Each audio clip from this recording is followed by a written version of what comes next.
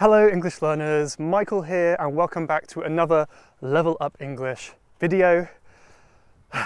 I'm tired, I'm out of breath and I'm in the Cornish countryside today. Usually on my YouTube channel I have kind of a tendency to want to film in sunny weather with blue skies where it kind of looks warm and idyllic, but yeah, maybe partly to dispel the myth that it's always raining here. But if I only did that, I think I would be not painting the true picture of what it's like in England, right? Because as we all know, this weather is quite normal here. I've managed to find a break in the clouds, a break in the rain, so at the moment there's no rain, but I have a feeling the heavens are going to open at any minute and I'm going to be ending up getting a little bit wet. But that's okay, because the topic today is all about rain and different words for rain. Wonder how these guys feel about the rain.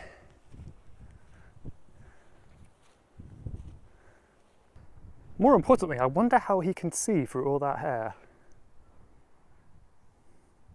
The type of vocabulary that a language has is very dependent on the culture and the climate and all that kind of stuff.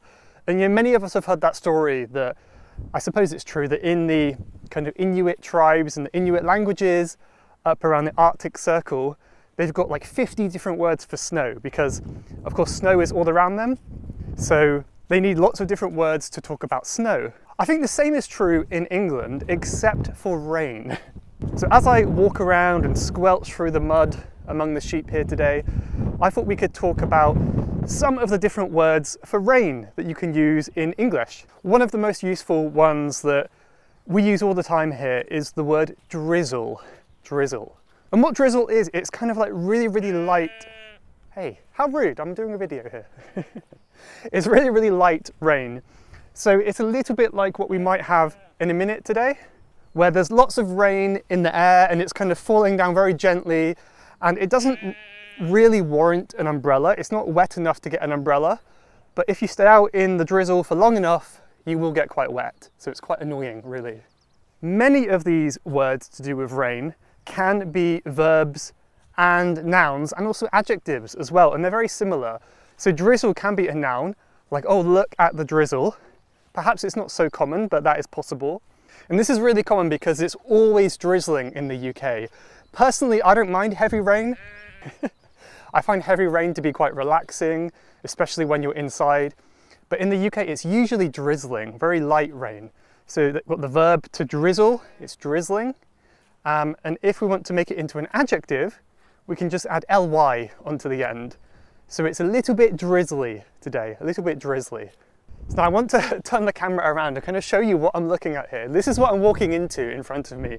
So it's very, very creepy. I don't know if there's any people coming, any animals. Have a look, it's very scary. So the visibility here is so poor. You know, Cornwall in the southwest of England is often a place where people come on holiday. In the summer it's really popular for holidays because it's rural, it has lots of beaches, it's very beautiful. However, like anywhere in England, especially in this kind of transitional time from winter to spring, it's a little bit chilly, a little bit cold, and the weather is not so great. Now, one thing that I'm quite afraid is going to happen any moment now is that it will start to spit. You might know that spit is a thing that people can do, right, when you spit out of your mouth. But we can also use it as a verb to talk about the rain as well. So I feel like it's going to happen any moment now. If a few drops of rain come down from the sky, just one or two, it's usually the sign that, as I said before, the heavens are about to open, which means there's going to be a lot of heavy rain. And we can say, oh, it's spitting now. So when it's spitting, there's just a little bit of rain coming down, but probably it's going to get much worse. So I'm going to try my best to walk a little bit more downhill now, away from the highland area. Hopefully it'll be less windy, a little bit less cold down there. But I have to be careful on the way because there's lots of puddles here. It's been raining a lot this week, but I think we've been quite lucky so far. I've been out for about 30 minutes and so far no rain, no real rainstorms. Knock on wood. I should say knock on wood, and this is a common expression. I think throughout most of Europe, I think many Europeans and people that know European languages will probably know this expression, knock on wood. And we say it after we say something to kind of dispel any bad luck. So I might say, for example, I hope it doesn't rain, knock on wood. And if I say knock on wood, that gets rid of the bad luck, because if I say I hope it doesn't rain, that kind of means it's more likely to rain. But if I knock on wood, that will dispel the bad luck. And I believe it comes from a few centuries ago when people would literally knock on the wooden doors of a church, kind of like to pray to God or for good luck or something like that. I might be wrong, you have to fact check me on that, but I think that's where it comes from. I've come down a little bit less cold here, but my face is so cold, my nose is so red, see? I'm like a Rudolph.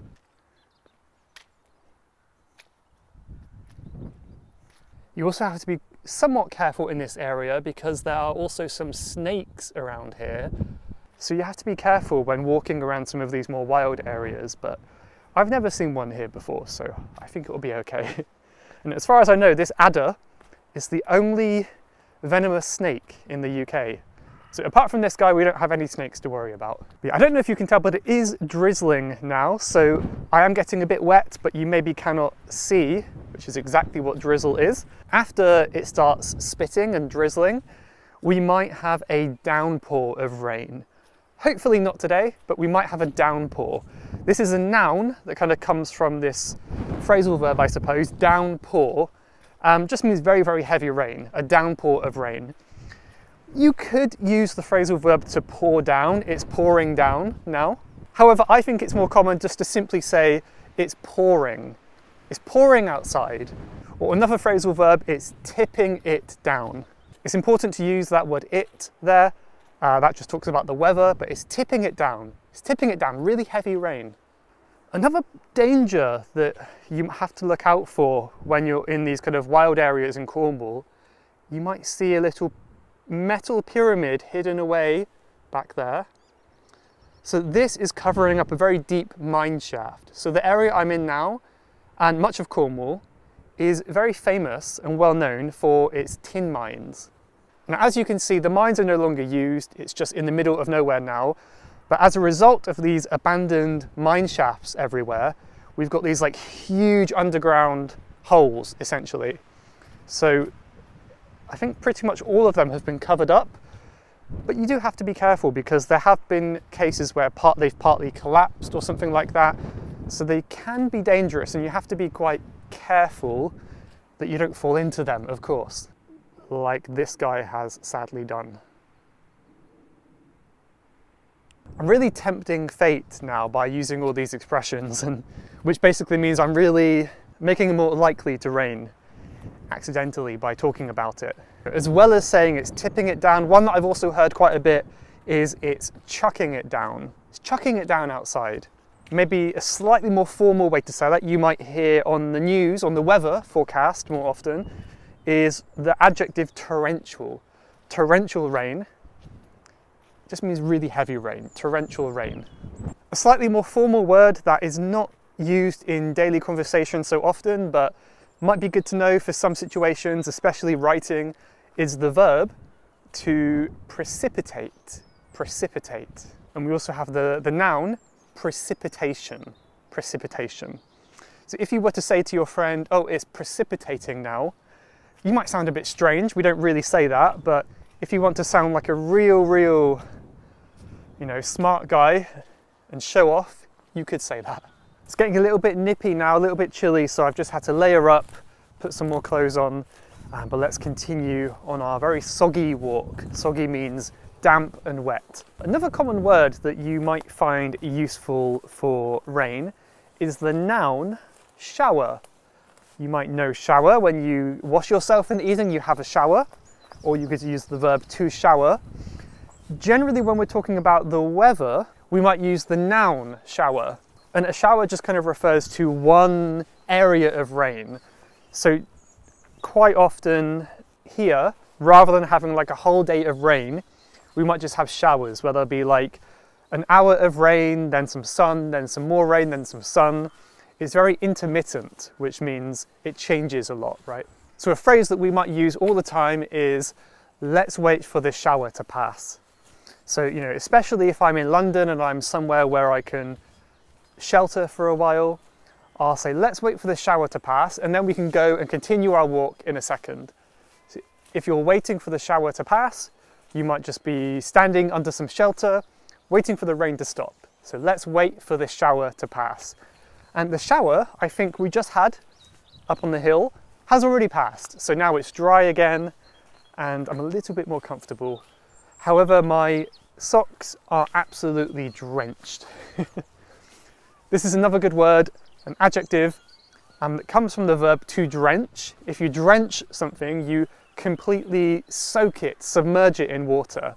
My feet were drenched in the puddles, and now my socks are completely drenched. The things I do for English lessons.